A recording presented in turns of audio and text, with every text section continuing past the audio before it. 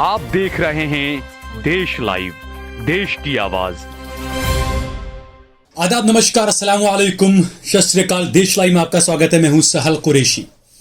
दोस्तों, देश के जाने माने एंकर और हमेशा हिंदू मुसलमान की नफरत के बीज बोने वाले सुधीर चौधरी के खिलाफ बेंगलुरु में, कर्नाटका के बेंगलुरु में एक एफआईआर दर्ज कर ली गई है। और ये एफआईआर दर्ज उसी लिए की गई है जिसके लिए वो मशहूर हैं। जैसा मैंने बताया, हिंदू मुसलमान के बीच में दरमियान में जो नफरती बीज बोने का जो काम करते हैं, उसी काम को लेकर भले ही ऊपर से तो इन्हें अच्छी अच्छी मलाई और सारी चीजें मिल जाती हो, लेकिन फिलहाल इनके खिलाफ एफआईआर दर्ज कर ली गई है।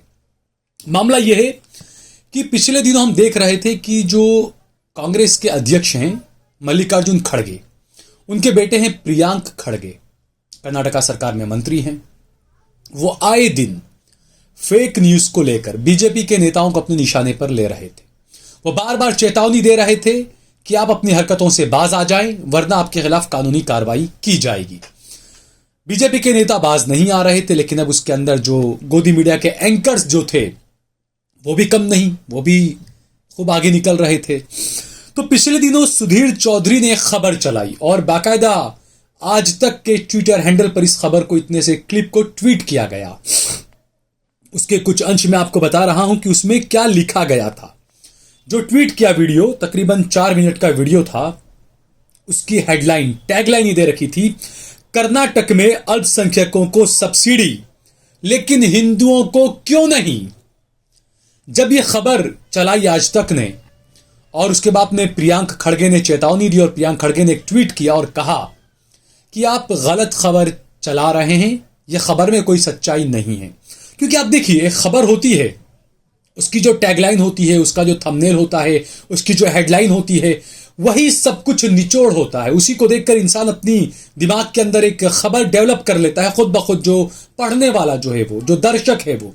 तो जब आप खबर ऐसी होगी कि कर्नाटक में अल्पसंख्यकों को सब्सिडी लेकिन हिंदुओं को नहीं, तो सीधी बात है, जो देश का हिंदू जो है, युवा जो बेरोजगार है, जिसका दिमाग खाली है, जिसके अंदर कुछ शैतान लोग घुसने की कोशिश कर रहे हैं, उस हिंदू भाई के दिमाग में यही आएगा कि हिंदुओं को कुछ नहीं मिल रहा है कर्नाटका की कांग्रेस की सरकार में। बिल्कुल सीधी बात है, किसी भी हिंदू के दिमाग में यही आएगा। बहरहाल सुधीर चौधरी ने अपने शो में जो कहा था वो आपको बताते हैं कि 11 सितंबर को सुधीर चौधरी ने अपने prime time show black and white में इस योजना का जिक्र किया। उन्होंने कहा, अब हम आपको कर्नाटक की कांग्रेस सरकार की उस योजना के बारे में बताएंगे जिसके तहत गरीब अल्पसंख्यकों को टैक्सी खरीदने में 50% की सब्सिडी मिलेगी, यानी गाड़ी की आधी कीमत सरकार देगी और बाकी की कीमत चुकाने के लिए भी सरकार लोन देगी। अल्पसंख्यकों, ये अल्फाज आप सोचिए। अब कुछ लोग इस तरह के हैं जो अल्पसंख्यक यानी कि सिर्फ मुसलमान समझते हैं। उनके जहन में ये गोबर भर दिया गया कि अल्पसंख्यक यानी मुसलमान, जबकि अल्पसंख्यकों के अंदर आप देखिए जैन भी आते हैं, बौद्ध भी आते हैं, क्रिश्चियन जो ईसाई है वो भी आते हैं।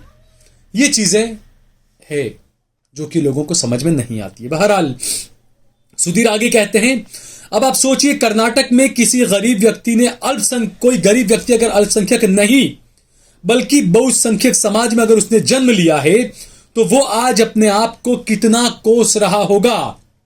यानी यहां पर ये सीधे मेरे हिंदू भाइयों को उकसा रहे हैं कि देखिए, आप हिंदुओं में पैदा हुए इसलिए आपको वो सब्सिडी नहीं मिलेगी 2-4 लाख रुपए की जो भी मिल रही है, क्योंकि आप हिंदू हैं।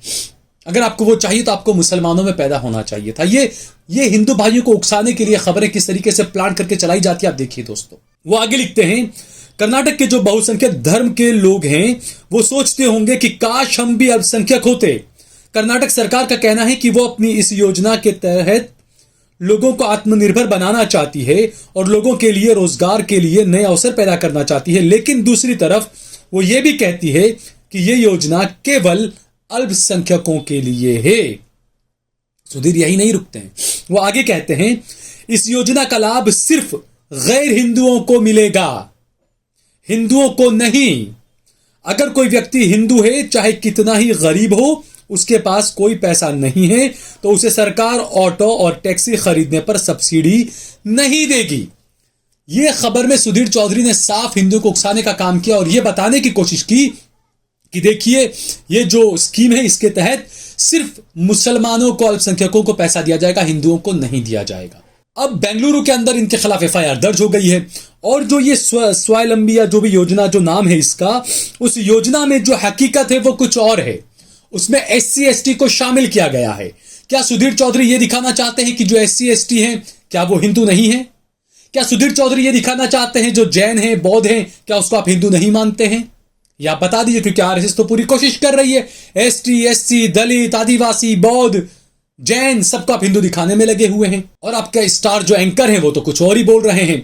तो बहरहाल इन तमाम चीजों को लेकर एक ट्वीट किया था खड़गे ने। उन्होंने कहा था, एडिटर गिल्ड को जो है उन्होंने एक ट्वीट करके कहा था कि ये कौन लोग हैं जो खबरों को गलत तरीके से मैनिपुलेट करके चला रहे हैं, जो लोग बाकायदा दो समुदायों के बीच में नफरत फैलाने का काम कर रहे हैं। एडिटर गिल्ड्स में बैठे हुए लोग कृपा करके हमारा सहयोग दें और ऐसे एंकरों को पहचानने में हमारी मदद करें। हालांकि उसके बाद में एडिटर गिल्ड्स ने क्या किया क्या नहीं किया ये हमें नहीं पता, लेकिन सुधीर चौधरी के खिलाफ एफआईआर दर्ज हो गई। इसके बाद कर्नाटक सरकार के अल्पसंख्यक विभाग के एक अधिकारी ने जो है वो एफआईआर दर्ज करवाई। बेंगलुरु के शेषाद्रीपुरम थाने में शिकायत दर्ज की गई है, जिस पर पुलिस ने भारतीय दंड संहिता की धारा 505 और 153A के तहत मामला दर्ज करवाया गया है। अब हैरानी की बात तो यह है कि सुधीर चौधरी को यह खबर मिली कहां से उन्होंने इस खबर को उठाया। तो आप देखिए, जो सबसे तेज होने का, नंबर 1 चैनल होने का दावा करता है, वो चैनल एक बीजेपी का एक ऐसा सांसद जिस पर कई सवाल उठते रहे हैं, उस सांसद के ट्वीट को आपने उठाया और आप एक बड़ा चैनल होने का दावा करते हैं। आपने उस ट्वीट की कहीं से भी कोई जांच नहीं की, कोई पुष्टि कहीं से हुई नहीं हुई। आपने तेजस्वी सूर्या के एक ट्वीट को लेकर खबर बना दी, एक special black and white show कर दिया आपने उस पर। तेजस्वी सूर्या ने खबर को अपने ट्विटर पर पोस्ट किया था। दरअसल आप कहीं पर भी जाइए, जो अलग अलग महकमे, अलग अलग विभाग होते हैं सरकारों के, वो अक्सर अपनी एडवर्टाइज देते हैं। तो अल्पसंख्यक विभाग ने एक ऐड दिया था कि भाई हम ये चीजें गरीबों को देंगे, और तेजस्वी सूर्या ने उसी को लेकर ट्वीट किया और उसी को आज तक के सुधीर चौधरी ने बड़ी खबर और सनसनी बना दिया। और हैरानी की बात तो यह कि जब इस मामले में परत दर परत जब मामला खुलता गया, तब पता चला कि यह स्कीम बीजेपी की सरकार में भी चल रही थी। ये जो अल्पसंख्यकों वाली स्कीम है, ये बीजेपी की सरकार में भी चल रही थी।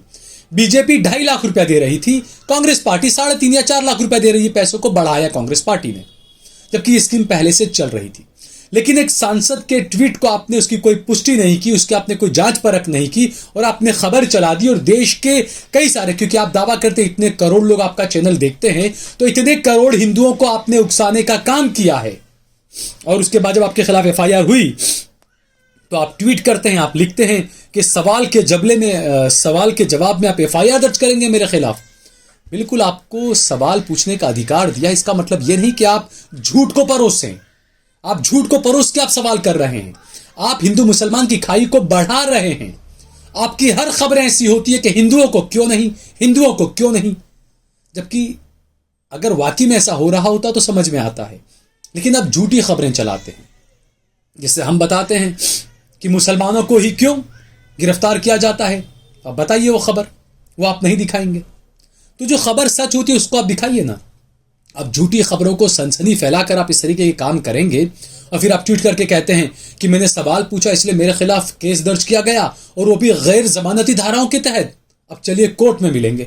ये इन्होंने ट्वीट किया है, जो पहले भी 100 करोड़ के मामले में जेल जाकर आ चुके हैं, तिहाड़ जेल।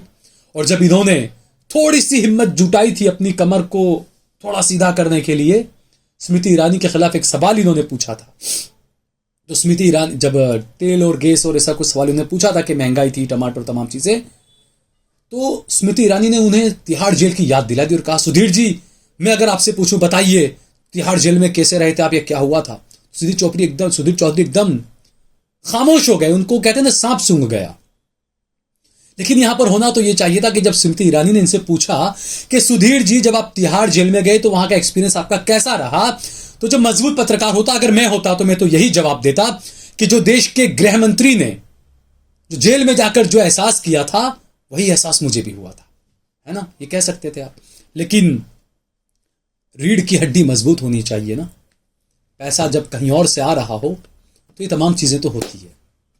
तो बहरहाल अब एक एक करके इसे नफरत भरे एंकरों के नंबर आने चाहिए, सरकारी कार्रवाइयां होनी चाहिए, क्योंकि सुप्रीम कोर्ट का एक आज इस तरह का कुछ एक फैसला या कुछ आया है जिसमें सुप्रीम कोर्ट ने मीडिया ट्रायल पर सख्ती दिखाई है और सरकार से जवाब मांगा है। जो मीडिया ट्रायल्स होते हैं आजकल उस पर जो है वो सख्ती दिखाई है सुप्रीम कोर्ट ने। कल शायद ये खबरें आपको पढ़ने के लिए मिल जाएंगी, हम इस पर विस्तार से खबर कर आपको बताएंगे भी। अगर आपको ये वीडियो पसंद आया हो तो इस पर कमेंट करें, इसे लाइक करें, इसे ज्यादा से ज्यादा शेयर करें। अगर आपने हमारा चैनल देश लाइव सब्सक्राइब ना किया हो तो हमारे चैनल को जरूर सब्सक्राइब करें।